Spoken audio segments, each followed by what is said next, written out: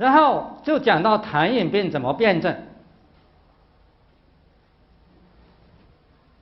刚才讲了，痰饮病是饮邪停留于局部身体里面的任何一个地方引起的一种病，由于它的停留才会产生那么多病的啊。所以呢，痰饮病可以分为根据部位的不同，可以分为狭义痰饮、咸饮、易饮和滋饮。那我们就看看原文的第1条和第2条。问曰：夫饮有4，何谓也？是曰：有痰饮，有咸饮，有易饮，有滋饮。问曰：是饮何以为易？是曰：其人肃慎精少，水藻长间，粒粒有声，谓之痰饮。饮后水流在血下，咳唾饮痛，谓之咸饮。饮水流行不以视之，当汗出而不汗出，身体疼重，谓之易饮。看你以其短气不得卧，其形如肿，谓之滋饮。这条原文很重要，它是讲是饮的主症啊，所以一定要背熟的。狭义痰饮病是饮邪停留在胃肠的，它跟脾胃有直接的关系啊。它的主症是什么呢？其人肃慎精少，水藻长间，粒粒有声。肃慎，什么叫做肃慎？平素。他一向以来这个人的身体呢是比较可以的，比较胖的啊，肃慎。但是得了痰饮病以后，自从有痰饮停留以后，他逐渐消瘦了，肃慎精少。为什么得了痰饮病以后他会逐渐消瘦了呢？因为脾胃是后天之本呐，是气血生化之源呐，是吧？所以现在脾胃健运失职了，我们喝下去的水以及吃下去的东西水谷，它不化为精微来营养全身了，而化为什么呢？化为痰饮了，停留在局部了啊，所以就会出现肃慎精少。水藻长间，粒粒有声。最重要的问题是什么呢？你怎么诊断这个人胃肠道有痰饮停留呢？是肃慎精少吗？不是，就是这个水藻长间，粒粒有声。这个是饮邪停留在胃肠荡荡动摇所产生的症状，这个是根据辨证的关键，是吧？辨证的关键。所以水藻长间，粒粒有声是它的主症之主症。那么同学们会问，这个水藻长间，粒粒有声临床上有什么表现呢？首先它停留在肠间，肯定它的肠鸣音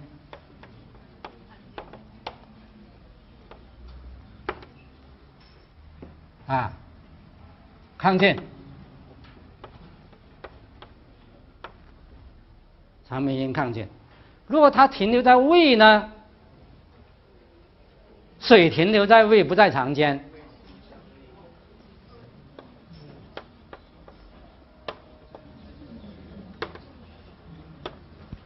真水音。什么是真水音呢？如果停留在胃，它水在胃里面，这个人一定会感到胃脘部这里很胀，饱饱胀胀，有时会恶心呕吐的。同时你检查他的胃部的时候，这个病人呢平卧在床上，然后你用4个手或者5个手指按在这个胃脘部，轻轻的压一压，冲一冲，你就可以听到里面的水音，咕噜咕噜咕噜咕噜咕噜咕噜，一冲就可以听到，这个叫做真水音啊。那么有的人停留在肠间，不单只是肠鸣音亢进，如果这个人他产生了由于痰饮的停留产生了这个肠道的阻塞，不完全性肠梗阻，会产生什么症状呢？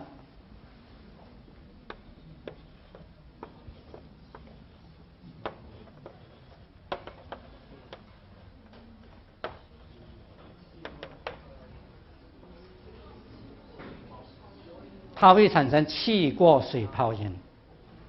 气过水泡音是怎么样的呢？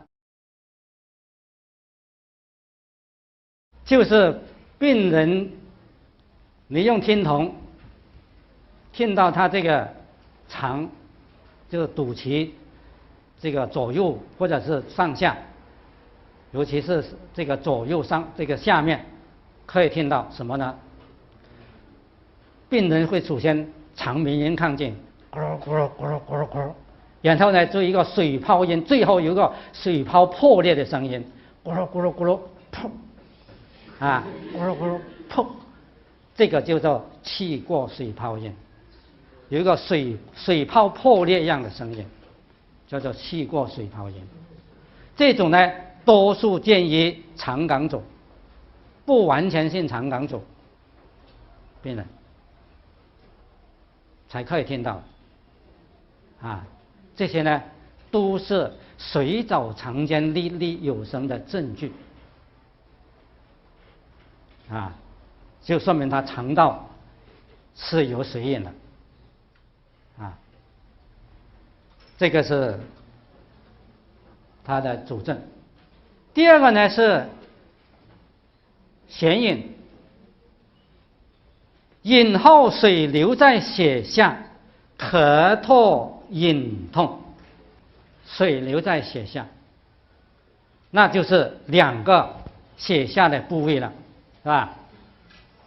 如果水饮停留在血下呢，病人会产生这个咳唾，一个咳嗽，一个吐痰。第二呢，一咳嗽的时候呢，这个血下呢，它就会疼痛。不咳嗽的时候，它就有胀满的感觉；一咳嗽的时候呢，血下就会作痛，叫做咳唾隐痛。那么，为什么水饮停留在血下的部位会产生咳嗽、吐痰，会产生血下痛呢？它跟哪些脏腑的关系比较密切呢？我们可以看到两个血下，是吧？肺和肝的关系密切。那么饮血停留在血下的部位了，就影响到肺气的下降，是吧？于是肺气不利，肺气就会上逆，所以就会咳嗽、吐痰，甚至出现呢气喘。啊，这是第一。第二呢，当病人一咳嗽的时候呢，血下就会作痛；不咳嗽的时候呢，血下都有胀满的感觉。一咳嗽他就痛了，为什么？因为咳嗽的时候，气和水呢互相冲击了，啊，气水相激，牵引到血下呢作痛，就是肝气不利啊，肝经气机不利啊，影响到气和血的运行，所以它就会作痛了。这个呢，至于眩饮，它怎么诊断呢？临床上怎么诊断它是眩饮呢？我们呢单靠这两个症状还不足为作为显隐的诊断。因为呢，有其他病变的人也可以产生咳嗽、气喘和血下痛的。咳嗽以后血下痛，第一个就是外感咳嗽啊，尤其是有肺部感染的人，一咳嗽痰又多又难咳出来，他就要用力，一用力血下就作痛啊，也可以出现气喘、咳嗽、血痛，还有这个肝气犯肺，所以呢，这些病也可以出现相同的症状。那么临床上我们怎么诊断呢？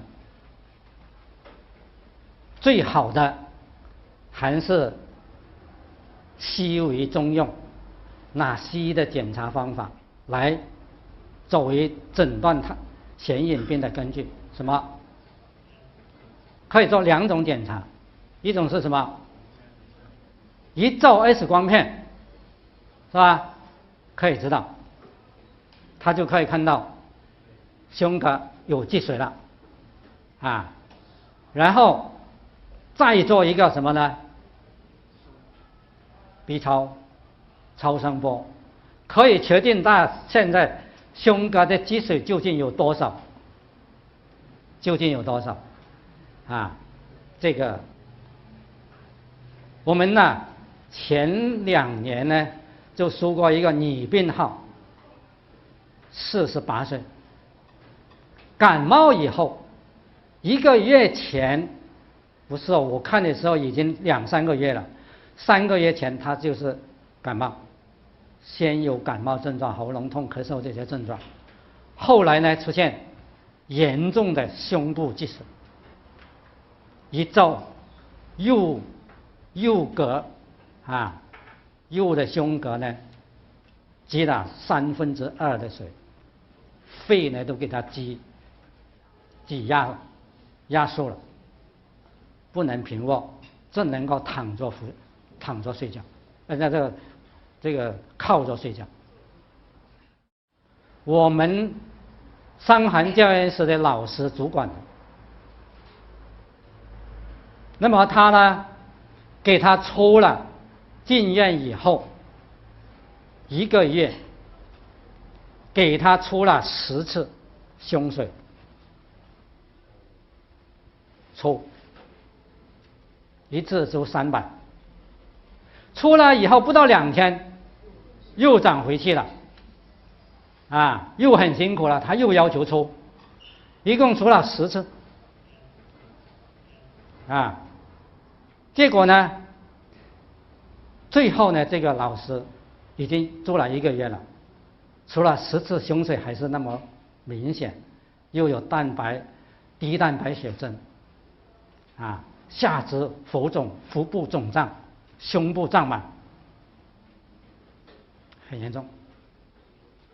后来呢，他没有办法了，他说：“廖老师，你来看一下吧。”我说：“是什么病？”他说：“是胸积水。”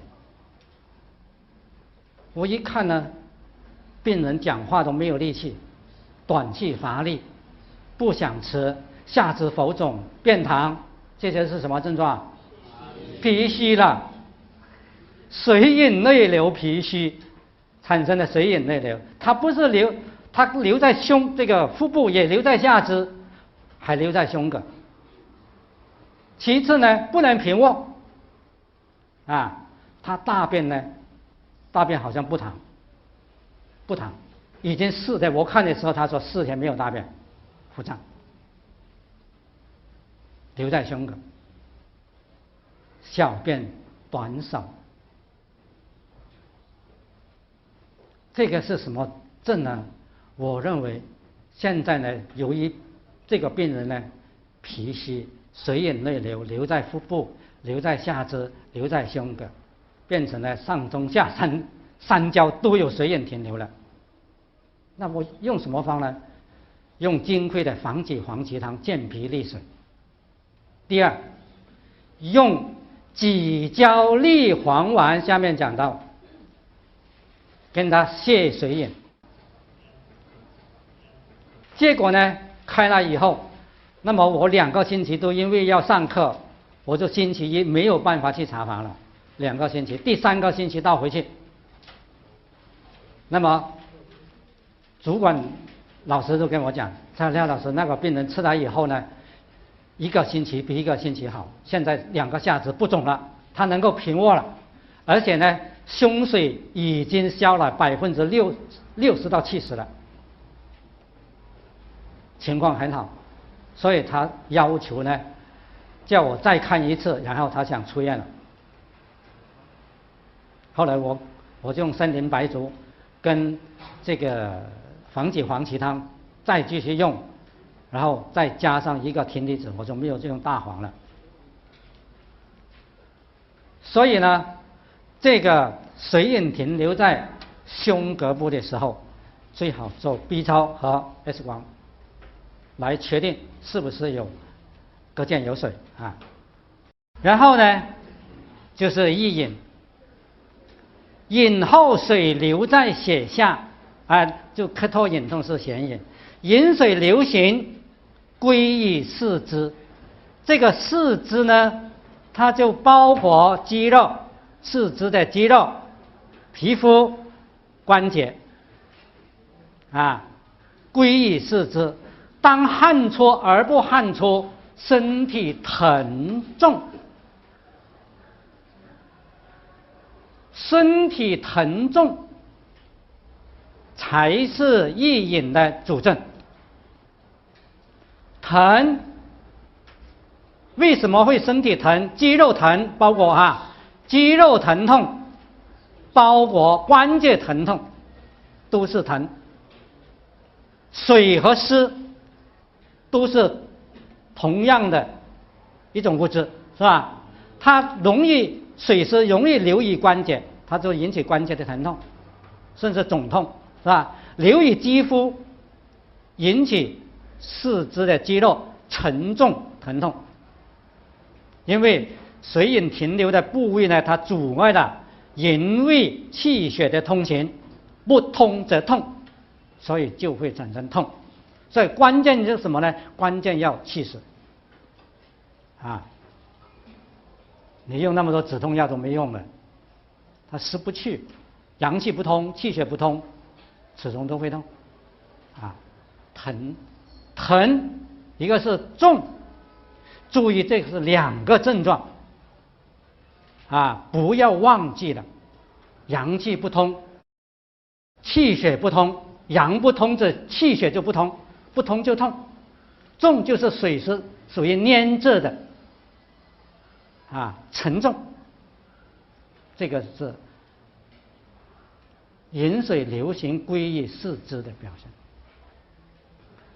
如果一个人他的肺的正常的宣发输降功能是好的话，总使你有水液来到这个四肢的皮肤肌肉，那么它能够宣发，能够有汗出，那个水饮就不停留，是不是水饮就不停留。现在问题呢，就是当汗出而不汗出，就是说由于某些因素的影响，造成肺的宣发功能失智了。什么情况呢？多数见到的是外感，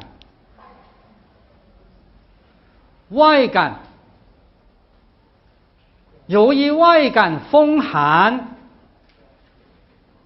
引起呢，寒邪它是主收引的，收引，那么它毛孔就闭塞，是吧？就影响到肺的宣发。这个时候由脾胃上输来的水液，在皮肤它就不能够随着汗出而解了所以当有外感风寒的时候呢，这个人就会出现当汗出而不汗出不汗出，水液就没有办法消散，是吧？它就会继续的留着在皮肤、肌肉、关节，引起疼痛。所以这个意淫呢，跟哪些脏腑的关系要密切的？一个是脾，是吧？脾是运行水湿的，是吧？它运到四肢去，跟脾有关。还有呢，跟肺有关。所以我们要开发腠理要这个开鬼门呐。什么叫做开鬼门呐？对了，发汗，要发汗，开鬼门，使到这个水饮呢从汗出而解所以呢，这个意淫就是四肢的问题了。第四个是肢饮，看你以息，短气不得卧，其形如肿。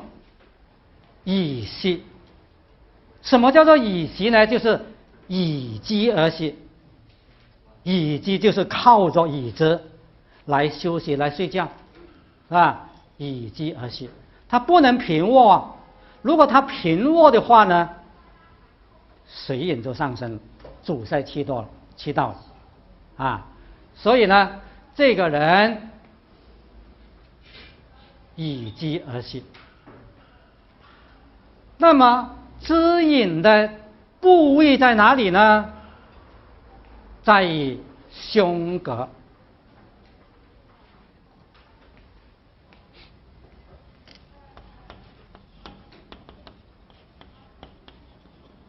又叫做膈间